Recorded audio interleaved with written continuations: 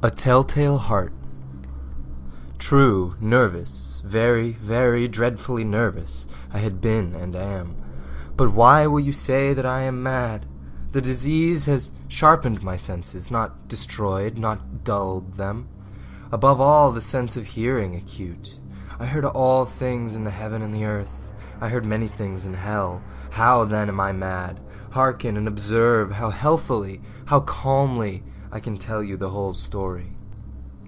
It is impossible to tell how first the idea entered my brain, but once conceived it haunted me day and night. Object there was none, passion there was none. I loved the old man. He never wronged me. He had never given me insult. For his gold I had no desire. I think it was his eye. Yes, it was this. One of his eyes resembled that of a vulture, a pale blue eye with a film over it. Whenever it fell upon me, my blood ran cold, and by degrees, very gradually, I made up my mind to take the life of the old man, and thus rid myself of the eye forever. Now this is the point.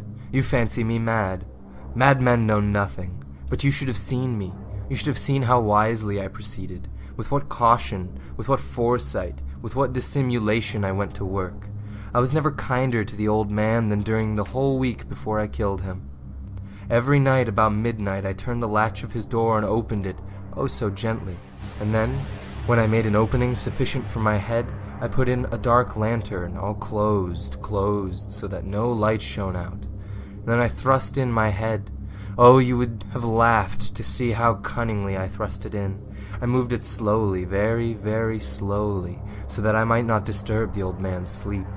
It took me an hour to place my whole head within the opening so far that I could see him lay upon his bed. Ha! Would a madman be so wise as this? And then, when my head was well in the room, I undid the lantern cautiously.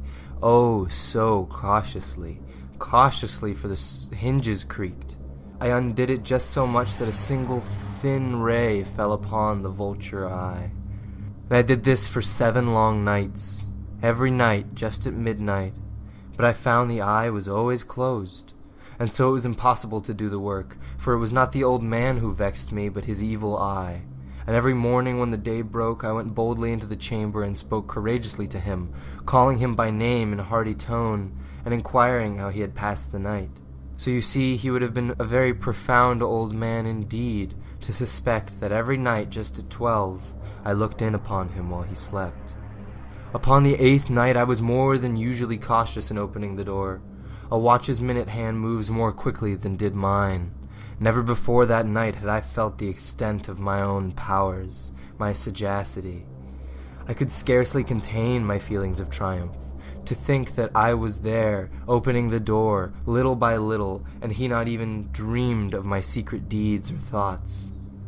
I fairly chuckled at the idea, and perhaps he heard me, for he moved on the bed suddenly as if startled. Now you may think I drew back, but no. His room was black as pitch, with thick darkness, for the shutters were fastened closed, for fear of robbers. And so I knew he could not see the opening of the door, and I kept pushing it, steadily. I had my head in and was about to open the lantern when my thumb slipped upon the tin fastening, and the old man sprang up in bed crying, "Who's there?" I kept quite still and said nothing. For a whole hour I did not move a muscle, and in the meantime I did not hear him lie down. He was still sitting up in the bed listening, just as I have done, night after night, hearkening to the death watches in the wall. Presently I heard a slight groan, and I knew that it was the groan of mortal terror. It was not a groan of pain or grief. Oh no, it was the low, stifled sound that arises from the bottom of a soul when overcharged with awe. I knew the sound well. Many a night, just at midnight, when the world slept, it has welled up from my own bosom, deepening, with its dreadful echo, the terrors that distracted me. I say I knew it well. I knew what the old man felt and pitied him, although I chuckled at heart. I knew that he had been lying awake ever since the first slight noise, when he had turned in the bed. His fears had been growing upon him. He had been trying to fancy them causeless, but could not. He had been saying to himself, "It is nothing but the wind in the chimney. It is only a mouse crossing the floor," or "It is merely a cricket which has made a single chirp." Yes, he had been trying to comfort himself with these suppositions, but he found them all in vain. All in vain, because death is approaching him, had stalked with his black shadow before him and enveloped the victim. And it was the mournful influence of the unperceived shadow that caused him to feel, although he neither saw nor heard, to feel the presence of my head within the room. When I had waited a long time, very patiently, without hearing him lie down, I resolved to open a very, very little crevice in the lantern. So I opened it, you cannot imagine how stealthily, until at length a single dim ray like the thread of a spider shot out from the crevice and full upon the vulture eye. It was open, wide, wide open, and I grew furious as I gazed upon it. I saw it with perfect distinctness, all a dull blue, with a hideous veil over it that chilled the very marrow of my bones. I could not see anything else of the old man's face or person, for I had directed the ray as if by instinct precisely upon the damned spot. And now, have I not told you that what you mistake for madness is but over-acuteness of the senses? Now, I say there came to my ears a low, dull, quick sound, such as a watch makes when enveloped in cotton. I knew the sound well, too. It was the beating of the old man's heart. It increased my fury as the beating of a drum stimulates the soldier into courage. But even yet I refrained and kept still. I scarcely breathed. I held the lantern motionless. I tried how steadily I could maintain the ray upon the eye. Meanwhile, the hellish tattoo of the heart increased. It grew quicker and quicker and louder every instant. The old man's terror must have been extreme. It grew louder, I say, louder every moment. Do you mark me well? I've told you that I am nervous, so I am. And now that the dead hour of the night, amid the dreadful silence of that old house, so strange a noise such as this excited me to uncontrollable terror. Yet for some minutes I longer refrained and stood still. But the beating grew louder. I thought the heart must burst. And now a new anxiety seized me. The sound would be heard by a neighbor. The old man's hour had come. With a loud yell I threw the lantern and leaped into the room. He shrieked once. Only once. In an instant I dragged him to the floor and pulled the heavy bed over him, and then smiled gaily for the deed so far done, but for many minutes the heartbeat went on with a muffled sound. This, however, did not vex me. It would not be heard through the wall. At length it ceased. The old man was dead. I removed the bed and examined the corpse. Yes, he was stone dead. I placed my hand upon the heart and held it there many minutes. There was no pulsation. He was stone dead. His eye would trouble me no more. If you still think me mad, you will think so no longer when I describe the wise precautions I took for the concealment of the body.